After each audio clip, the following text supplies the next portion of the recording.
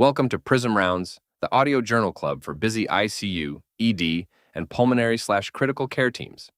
Each episode breaks down one study at a time: clinical question, design, key results, limitations, and bedside relevance.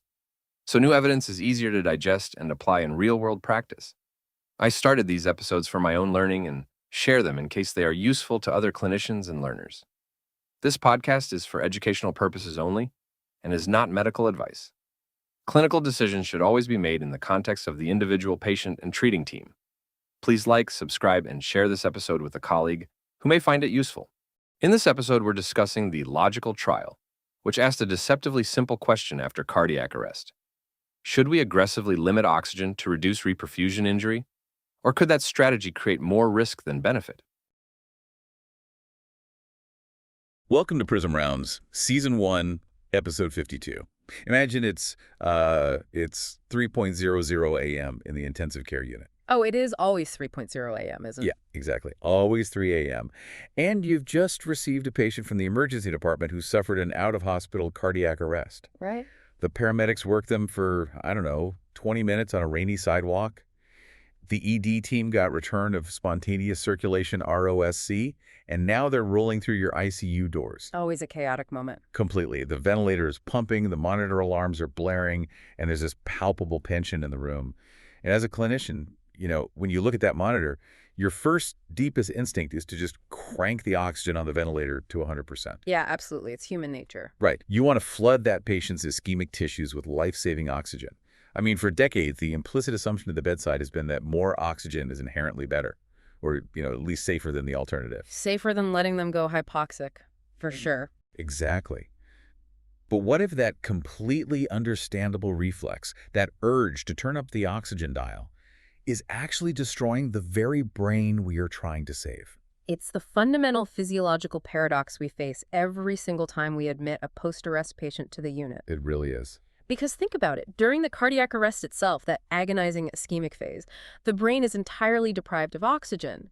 Cellular energy stores, the ATP, they're completely depleted. The cells are essentially suffocating. Exactly, they are suffocating. But ironically, the exact moment you achieve ROSC and reintroduce oxygen to that starving tissue, you trigger a massive secondary injury cascade. Right, the reperfusion injury. Yes, you aren't just restoring normal metabolism at that point. You're basically throwing gasoline on a smoldering fire. Yeah, and I think we need to look closer at that fire because it's not just some vague theoretical concept. No, it's very real.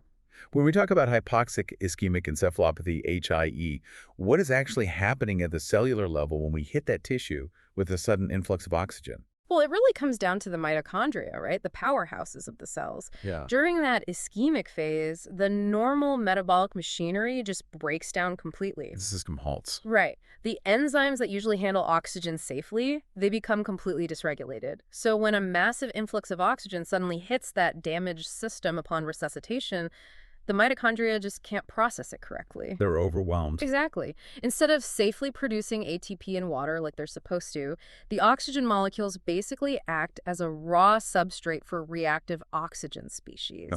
The free radicals. Yeah. Yeah. We're talking about superoxide radicals, hydroxyl radicals, hydrogen peroxide.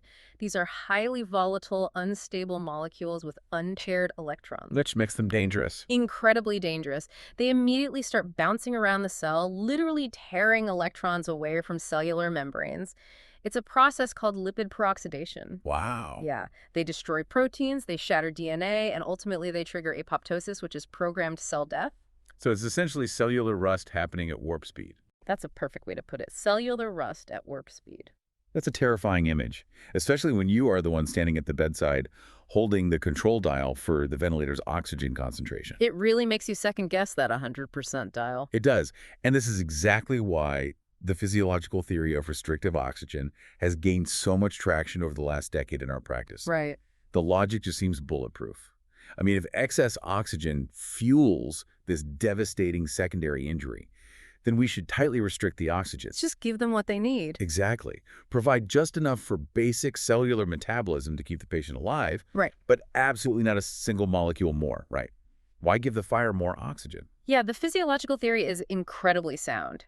And it has heavily influenced critical care dogma recently. Definitely felt that shift. Oh, absolutely. We've seen this massive cultural shift where clinicians feel enormous pressure to aggressively wean oxygen the literal second a patient stabilizes. And it's entirely driven by this fear of hyperoxic brain damage. But, and this is a big, but a sound biological theory, in a Petri dish or an animal model doesn't always translate perfectly to the messy, complex reality of a human being in the ICU with multiple failing organs. No, it almost never translates perfectly. Which is exactly what we are focusing on for today's clinical review.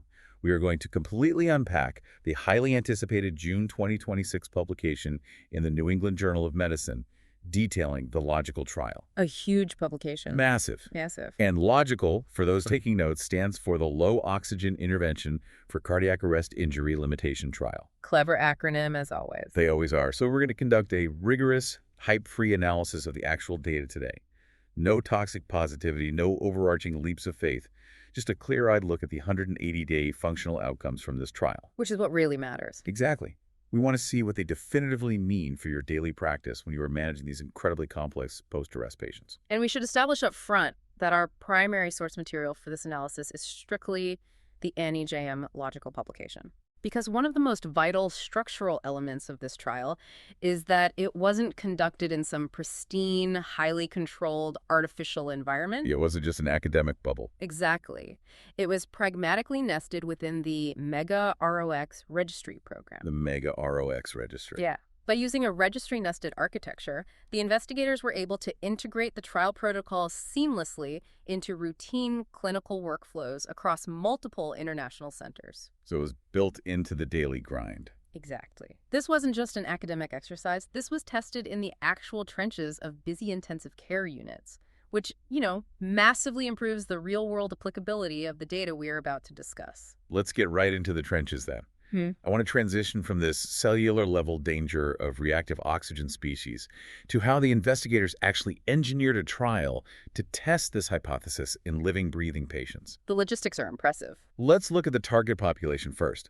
They enrolled 1,840 unresponsive adults who were receiving mechanical ventilation in the ICU after a cardiac arrest. 1,840 patients is a staggering number for a critical care trial. It really is. It spanned 53 different ICUs across Australia, New Zealand, and Ireland. A huge footprint. And here's a really crucial operational detail for clinicians to note.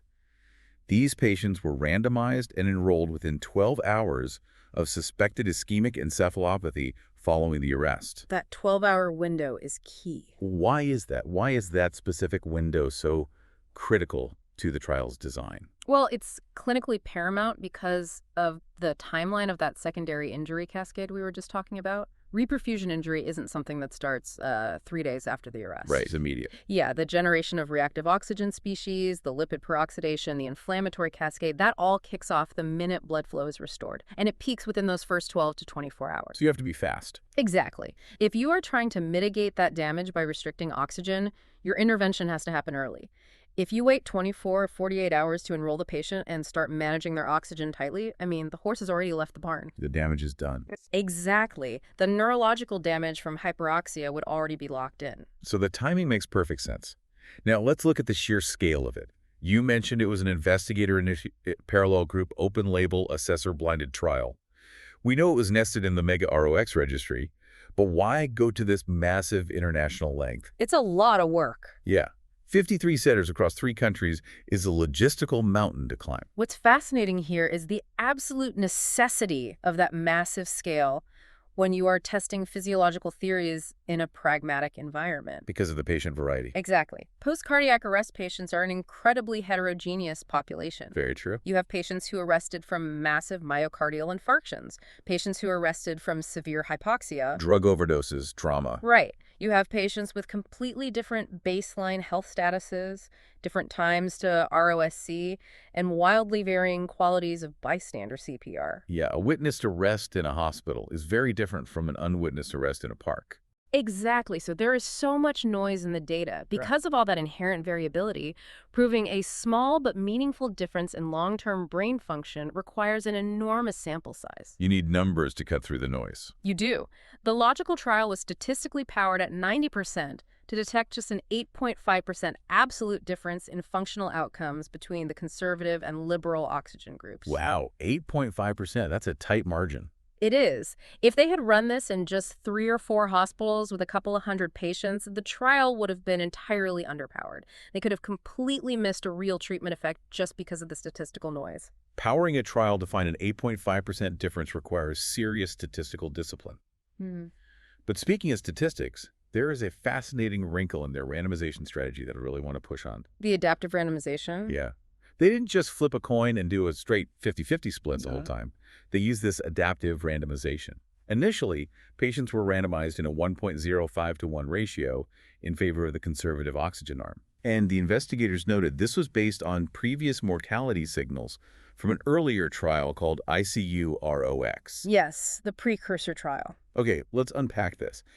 How does this actually work? Is this essentially like placing bets on the horses while the race is still happening? It can definitely look that way from the outside. Because, if you are constantly adjusting the odds based on early returns, how does the trial maintain its scientific integrity? It's a completely fair question, and it's a methodology that can feel counterintuitive if you were trained on traditional, rigid, randomized controlled trials. Right, the classic one-to-one flip. But adaptive randomization is really becoming the gold standard in these large registry-nested platform trials. It isn't about placing bets to rig the outcome. No. It's about continuously fulfilling the ethical mandate of clinical research, which is to minimize harm to enrolled patients while still answering the scientific question. Walk me through exactly how that protects the patient without ruining the math at the end. Sure. So in a multi-year trial like this, data accumulates constantly.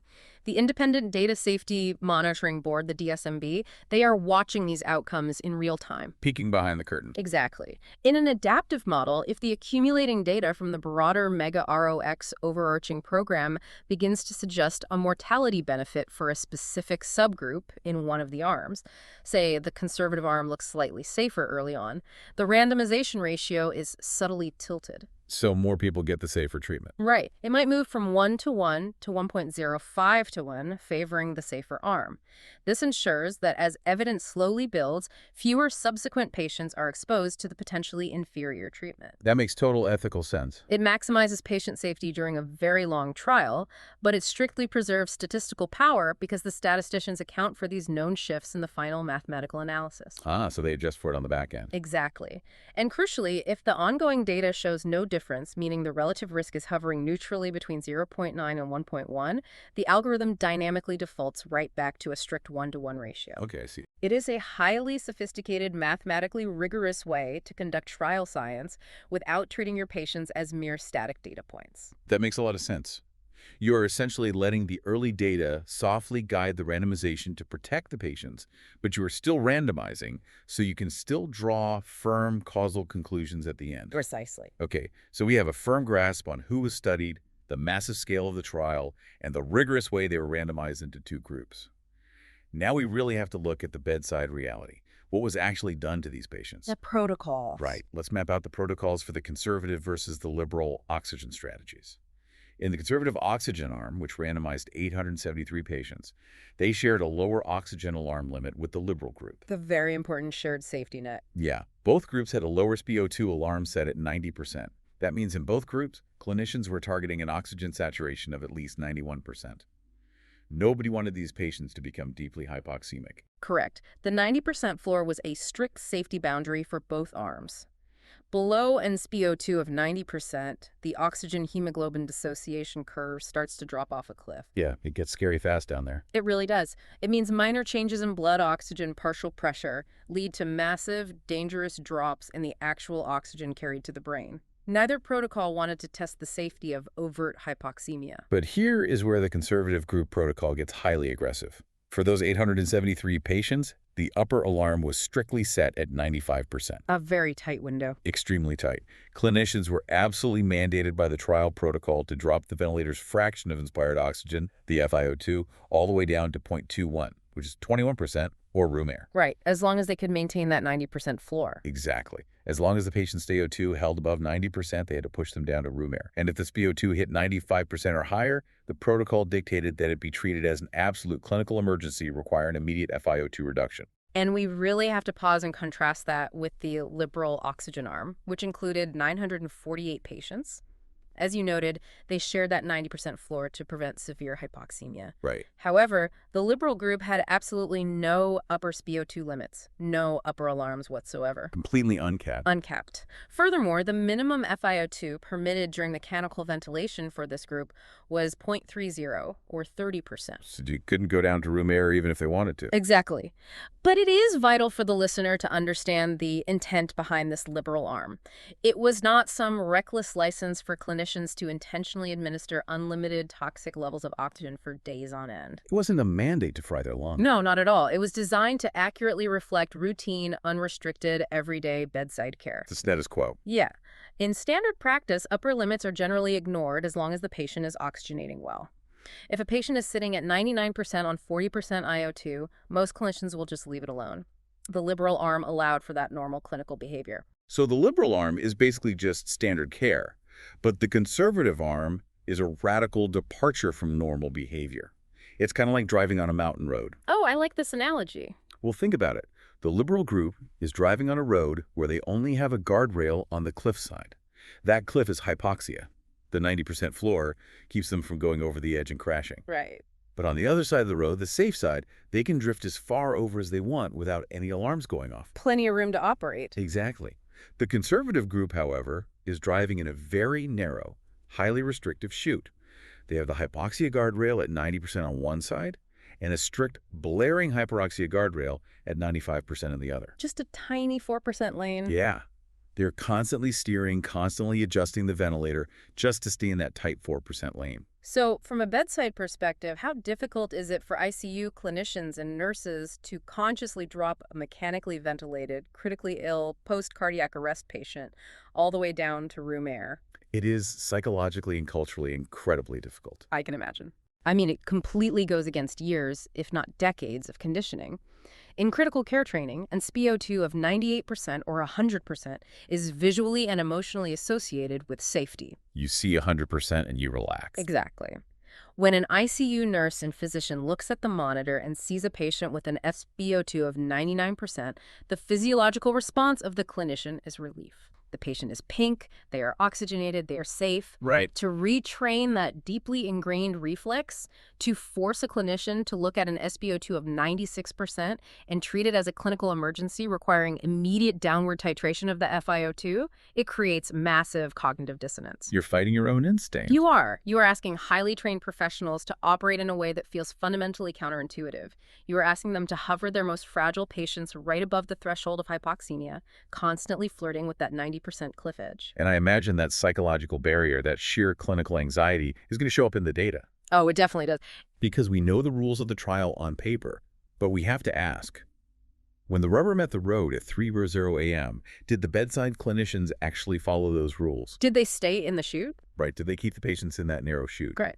When we look at the exposure metrics separating the two arms, it tells a really revealing story about human behavior interacting with strict clinical protocols. The numbers are fascinating here. Let's look at the time spent with an SpO2 greater than or equal to 97%, which again was strictly forbidden in the conservative arm.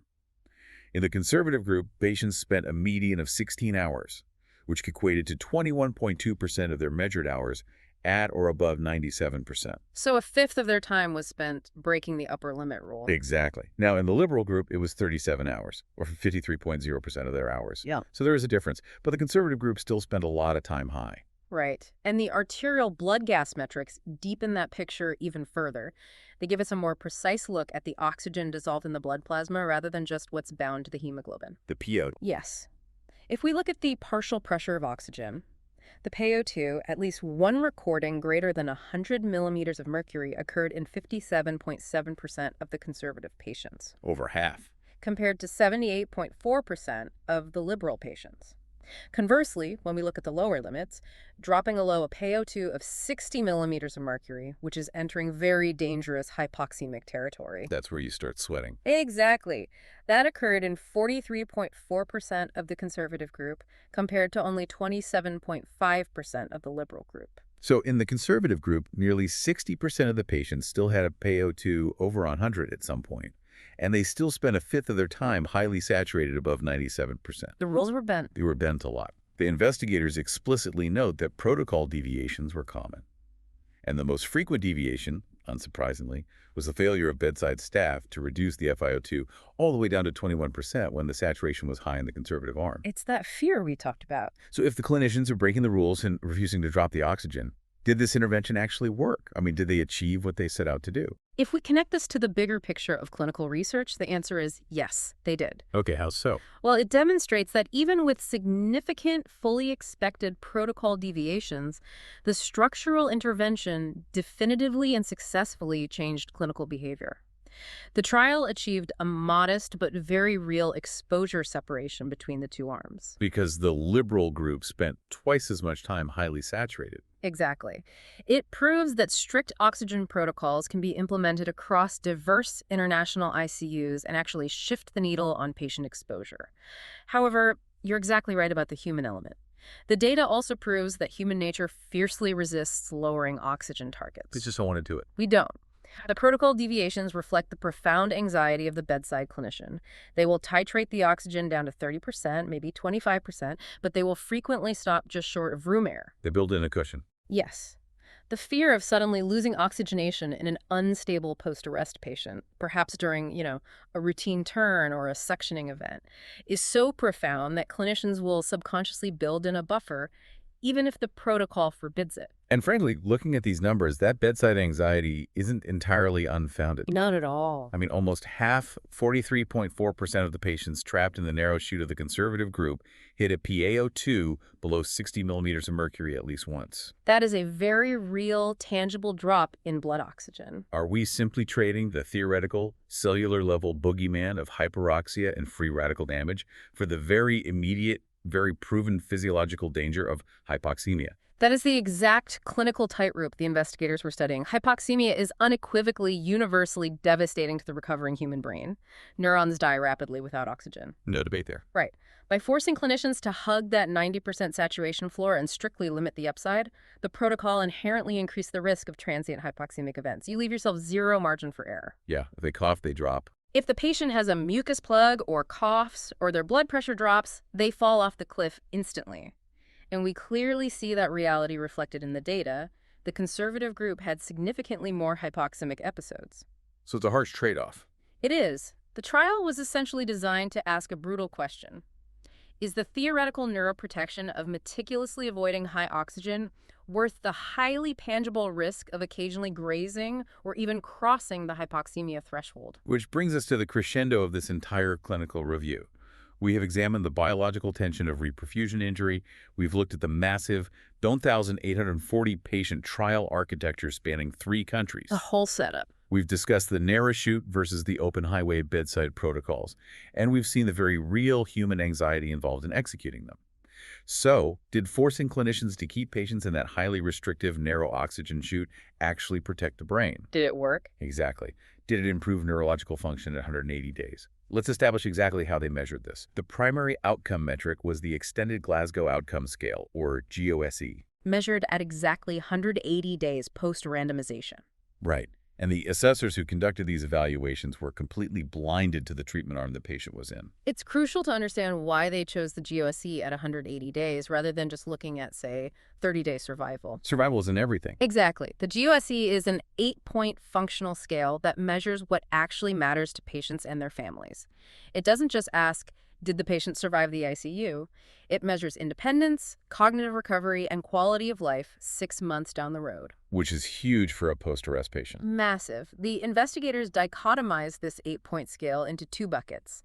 Levels 1 through 4 represent outcomes ranging from death to a vegetative state to severe disability where the patient requires daily assistance for basic living. So feeding, dressing, things like that. Right. Those were classified as unfavorable outcomes. And the other bucket. Levels 5 through 8 represent outcomes ranging from lower moderate disability, meaning the patient can function somewhat independently in the community, all the way up to upper good recovery, meaning a return to normal life. These were classified as favorable outcomes. So we are looking for a shift. We want to see if the conservative oxygen arm pushed more patients into those favorable categories, levels 5 through 8, compared to the liberal arm. What did the data show? When we look at the primary outcome, the data is undeniably flat. Flat. There was absolutely no clear winner. The conservative oxygen strategy did not significantly improve survival with a favorable functional outcome compared to the liberal oxygen strategy. The flatness of the data is striking. It's almost a perfect wash. Yeah, And it held incredibly steady across the board, didn't it? it really did. The investigators didn't just look at the massive cohort as a single monolith.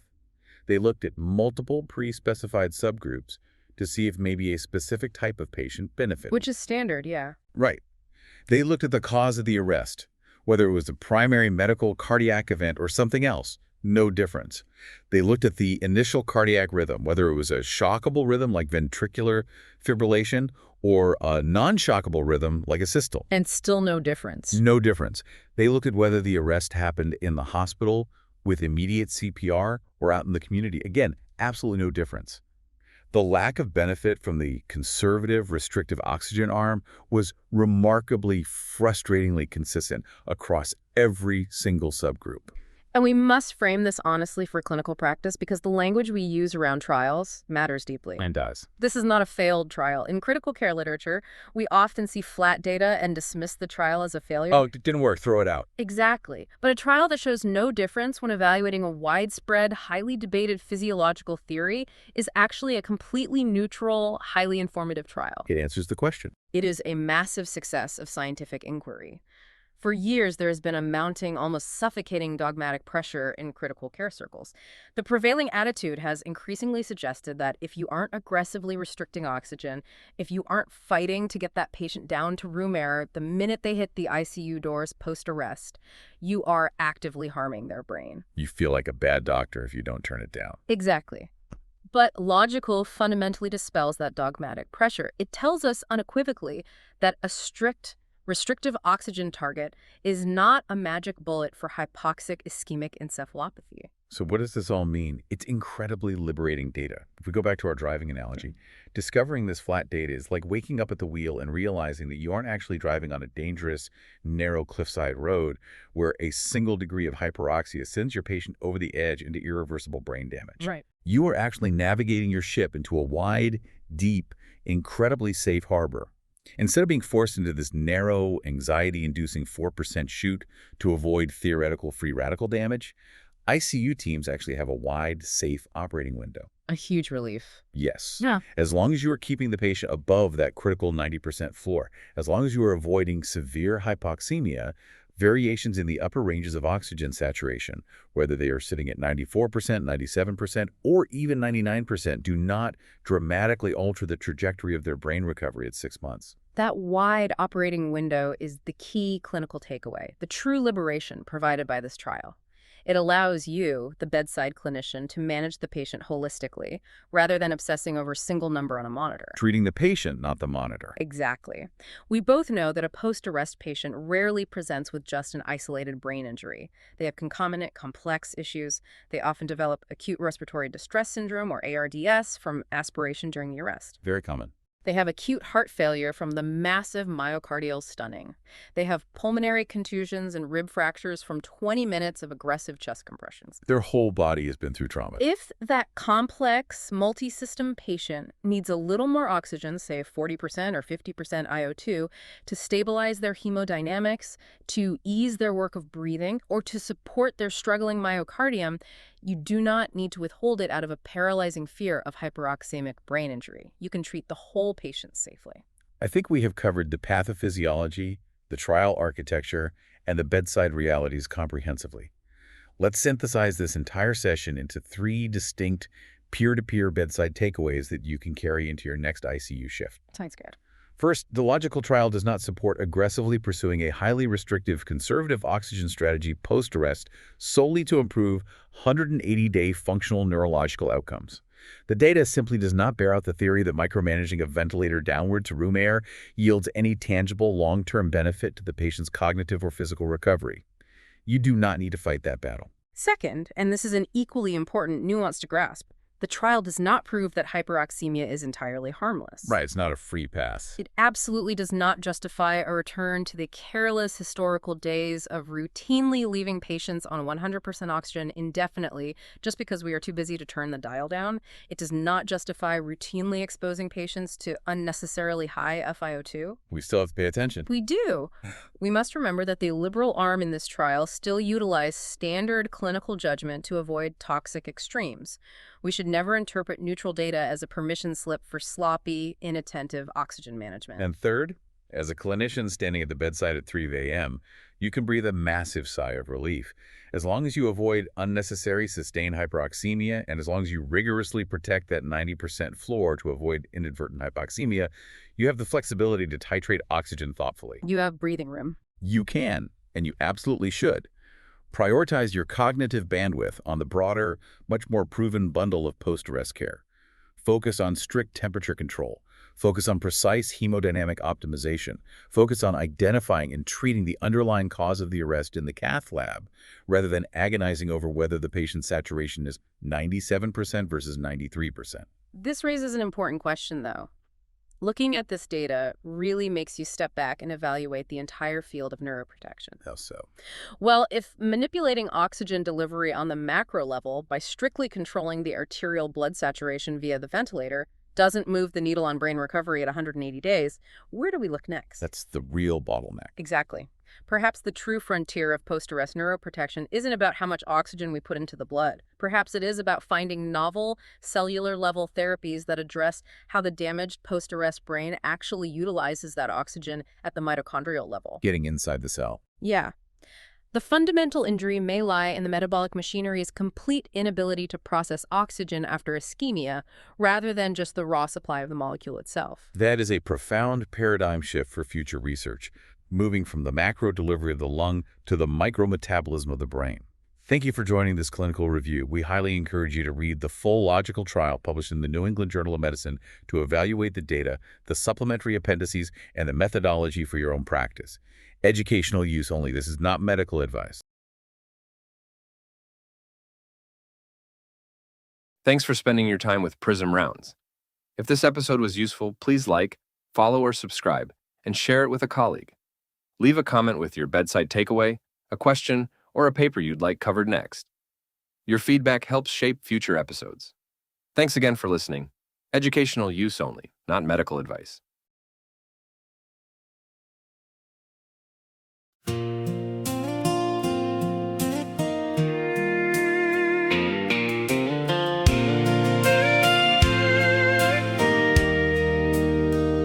I dialed the fraction down to 21%.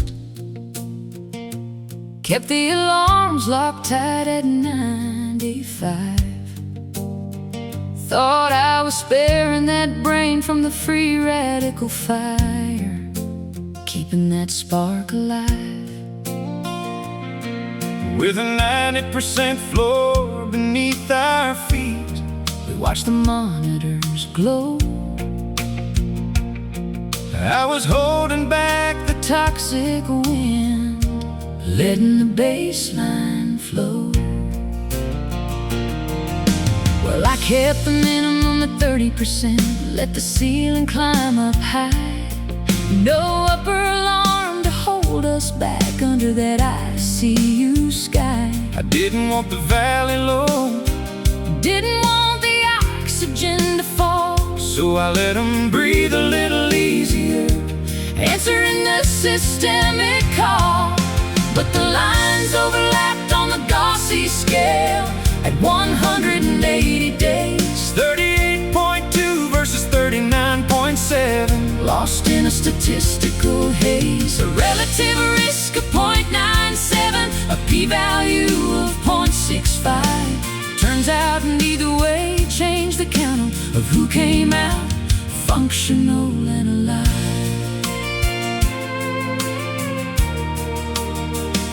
We looked at the data from the trial sites, Adults unresponsive and down, hoping the logical trial would prove how to save a brain in this town.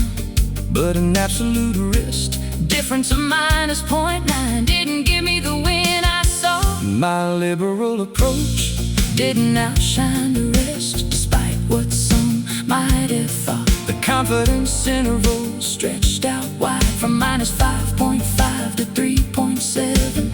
Neither path changed the road they walked between this earth and heaven.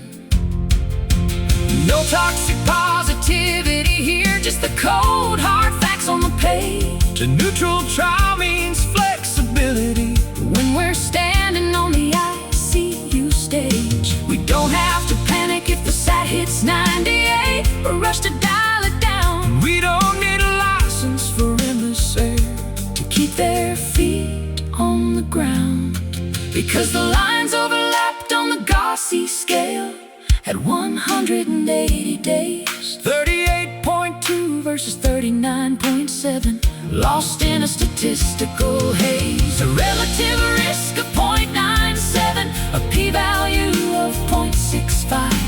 Turns out neither way changed the count of who came out functional and alive.